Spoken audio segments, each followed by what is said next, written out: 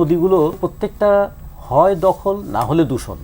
যেগুলো বেঁচে আছে সেগুলো ধুকে ধুকে বেঁচে আছে, আর বাকিগুলো মরে গেছে। নদী জীবন্ত থাকলে এটা জনগণের, এটা রাষ্ট্রের, আর নদীকে মেরে ফেলতে পারলে ওটা ব্যক্তি সম্পত্তি হয়ে যায়। কিন্তু দুর্যোগ তো কারো কারো জীবনের সুযোগও এনে দিচ্ছে, এবং সুযোগ এনে দিচ্ছে এরকম যে কক্সবাজার চট্টগ্রাম রেলপথ উঁচু করতে নাকি 10,000 কোটি টাকার আবার নতুন বরাদ্দ হবে। এই যে প্রাকৃতিক দুর্যোগটা, এই দুর্যোগ মোকাবেলায় সরকারের প্রস্তুতি বলি বা যে তৎপরতা চলছে, এখানে সামগ্রিক কোনো ঘাটতি দেখছেন কিনা? দুর্যোগটা তো আকস্মিক নয়, এটা মনে হবে যে এটা অনিবার্য।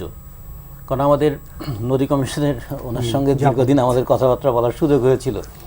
তার যে কাজ, সেই কাজগুলো কিভাবে বন্ধ হলো বা ব্যাহত হলো, আর আমাদের যে নগর পরিকল্পনা সে অনুযায়ী নগর ব্যবস্থাপনাটা কিভাবে তৈরি হলো, আর আমাদের নাগরিক সচেতনতা আমরা কতটুকু বাড়ালাম, সবগুলো মিলে সামগ্রিকভাবে নাগরিক দুর্যোগ শুধু আমরা একটা দিক দেখছি, কিন্তু দুর্যোগ তো কারো কারো জীবনের সুযোগও এনে দিচ্ছে। এবং সুযোগ এনে দিচ্ছে এরকম যে কক্সবাজার চট্টগ্রাম রেলপথ উঁচু করতে নাকি 10,000 কোটি টাকার আবার নতুন বরাদ্দ হবে।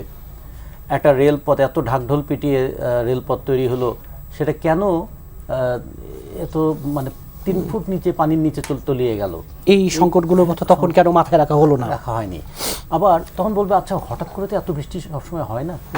তো হঠাৎ করে বৃষ্টি হয় না, কিন্তু আমরা অনেক দিন ধরে তো শুনছি যে জলবায়ু বিপর্যয়ের প্রভাবটা বাংলাদেশে কি পড়বে। বাংলাদেশের উপরের অংশে বাংলাদেশের চাইতে প্রায় 15 গুণ অঞ্চলে যে বৃষ্টিপাত হয়, সেই বৃষ্টির পানি গড়িয়ে যায় বাংলাদেশের মধ্যে দিয়ে সমুদ্রে। বাংলাদেশের যদি 54টা আন্তর্জাতিক নদী ধরি, আর এইরকম যে শাখা নদী উপনদী মিলে কত, সেটা তো উনি ভালো জানেন। এই নদীগুলো সেগুলো প্রত্যেকটা হয় দখল না হলে দূষণ। যেগুলো বেঁচে আছে সেগুলো ধুকে ধুকে বেঁচে আছে, আর বাকিগুলো মরে গেছে। নদী জীবন্ত থাকলে এটা জনগণের, এটা রাষ্ট্রের, আর নদীকে মেরে ফেলতে পারলে ওটা ব্যক্তি সম্পত্তি হয়ে যায়। ফলে নদী দখলের একটা উৎসব চলেছে। তো ফলে পানিটা যাবে কোন দিক দিয়ে?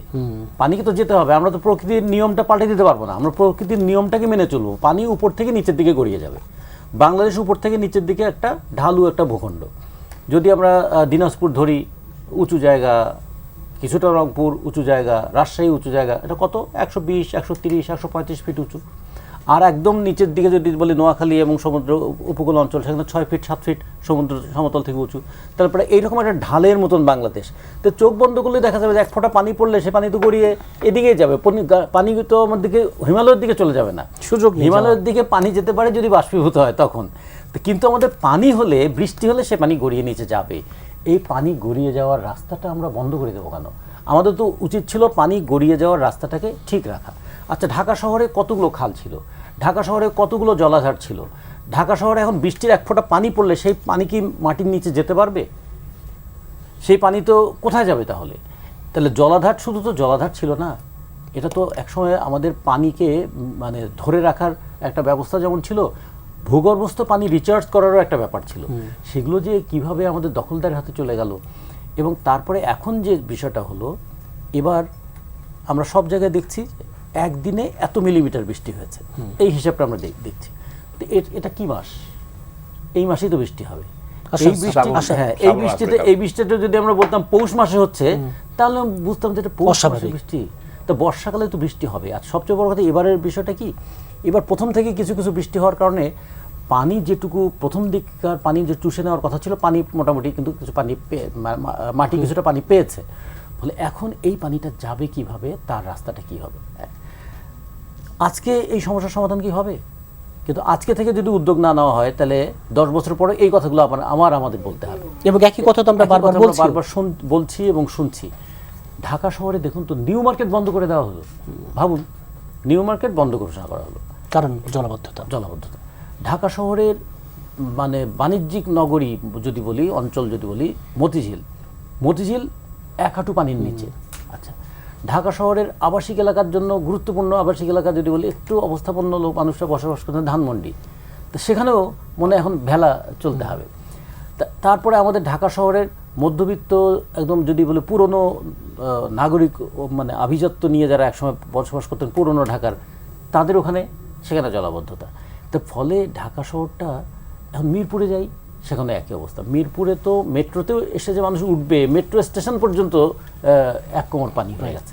তাহলে এটার একটু এই শিক্ষাটা যেন আমাদের একটু আসে যে তিনটা বিষয় এখানে খেয়াল করা দরকার, যে এখনই সময় আবার পৃথিবীর এটা বোধহয় দ্বিতীয় বা তৃতীয় জনগোষ্ঠীর দিক থেকে বৃহত্তম, 3,66,00,000 মানুষ বসবাস করে, জাকার্তার পরেই বোধহয় আমাদের অবস্থান। আবার বসবাসের যদি হয়। অনুপযোগীর দিক থেকেও কিন্তু তাহলে আমাদের জলবায়ু যখন বলি, তা ঢাকা শহরের জলও দূষিত, বায়ু দূষিত, দুটাই দূষিত। ফলে এটাকে সর্বাধিক গুরুত্ব দেওয়া উচিত। এই যে গোটা দেশের মানুষ, তাদের জীবিকার আর কোনো উপায় নাই, তারা ঢাকায় এসে আশ্রয় নিচ্ছে, এটা যেমন একটা দিকে এটা ঠেকানোর উপায় নেই। অর্থনীতির এই কেন্দ্রীয় ভবন, এটা যেমন সকল মানুষকে কেন্দ্রে আকর্ষণ করছে, আবার এই মানুষগুলোর বসবাসের উপযোগী পরিবেশ যদি তৈরি করা না হয়, এটা তো একটা নরক তৈরি করে ফেলবে। ফলে আমরা যেটা মনে করি যে এখনই মানে সময়, এই দুর্যোগ যেন আমাদেরকে শিক্ষা দেয়, দুর্যোগ যেন শুধু বরাদ্দ বাড়ানোর সুযোগ না তৈরি করে, লুটপাটের সুযোগ তৈরি না করে, দুর্যোগ যেন দুর্যোগ ব্যবস্থাপনার দিকে আমাদেরকে ধাবিত করে।